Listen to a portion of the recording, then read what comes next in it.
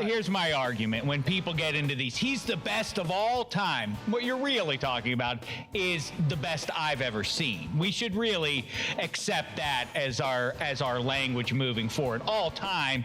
And yet there are some stinkers out there. So there's some snobs like Sal and Hench and their pal, the sports guy Bill Simmons, who love to talk about, oh no, Jim Brown is the greatest running back of all time. And my question to them is, how would you know? You've never seen him play a single game. What do you know about what Jim Brown looks like running the football? Oh, they get into fiery arguments with me like, Bobby Orr is better than Mario Lemieux. Based on what? You don't know what Bobby Orr plays like outside of the same 20 highlights that everybody else has seen. I find them very snobby and ultimately fraudulent. William Shakespeare, we never saw him play. Like, we never saw the guy play. Jonas Salk, how do we know? How do we know how many lives he saved? We never saw him play. Like, they keep records, those plays. Like, you can go see Hamlet. Like, yes, Jim Brown dominated all the other adults in the world. Like, I'm going to take Babe Ruth was a good baseball player. No, I didn't have the package back then. I didn't see him play. Like,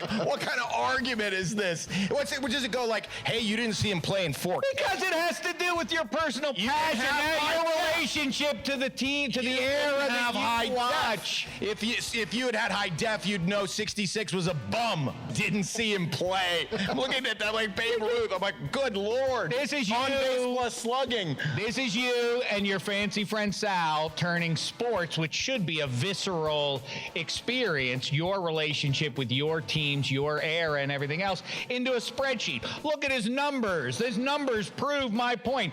Okay, he played in 1938. What do I have no connection with him. I'm not going to get up and argue with anybody about somebody who died 100 years ago.